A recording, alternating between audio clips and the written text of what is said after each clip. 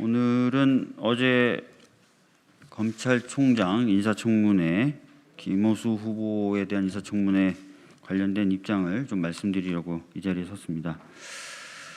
어제 국민의힘은 오후 8시 30분에 예정돼 있던 회의 속개를 앞두고 갑자기 일방적으로 김용민 의원 등의 사과를 요구하면서 회의 참석을 거부했습니다. 국민의힘이 사과를 요구했던 부분은 두 가지입니다.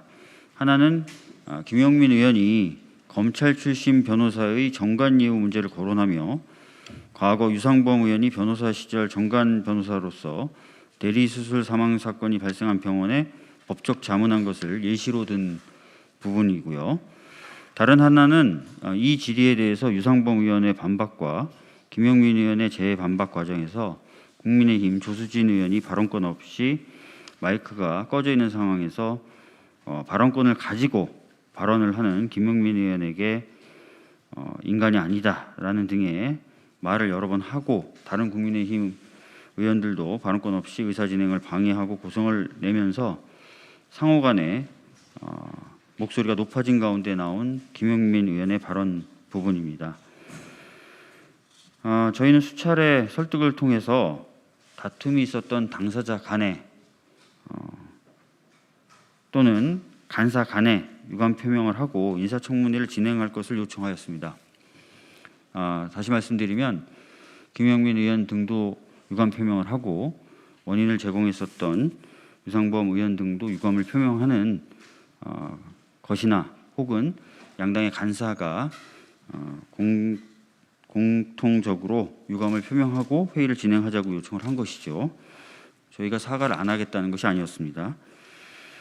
그런데 국민의힘 쪽에서는 당사자 중에서는 우리 당 의원, 즉 김용민 의원의 일방적인 사과만 을 요구하면서 결국 끝까지 전체 회의에 참석하지 않았습니다. 여러분 잘 아시겠지만 검찰총장 인사청문회는 매우 중요한 인사청문회입니다. 그런데 이러한 인사청문회의 본질적 문제가 아니라 자당 의원의 과거에 대해 언급한 부분에 대한 사과를 받기 위해서 인사청문회를 파행시킨 것, 이것은 이해가 되지가 않습니다. 청문회의 무게감, 청문회의 중요성에 대해서 제대로 인식하지 못했던 것 아닌가라는 느낌을 가지고 있습니다. 또한 국민의힘은 청문회에 대한 차수 변경을 요구하였으나 받아들여지지 않았다라는 항의도 하고 있습니다. 그런데 사실은 이렇습니다.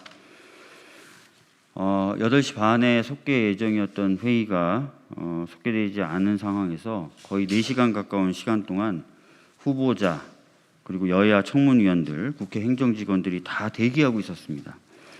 그럼에도 불구하고 아까와 같은 이유로 전혀 회의에 참석하지 않다가 오후 11시 55분쯤으로 기억을 하는데, 즉 종료 5분 전쯤에 갑자기 찾아와서요 차수 변경을 요구한 겁니다. 이 차수 변경을 하려면은 당연히 우리 당 의원을 비롯한 또 대기하고 있었던 야당 의원에게 상황을 설명하고 또 설득을 해야 되는 과정이 필요합니다. 5분이라는 시간 동안 과연 그것이 가능했었을까 여러분들께서 생각해 보시면 이 요구가 상당히 일방적인 요구였다는 것을 쉽게 짐작하실 수 있을 것입니다.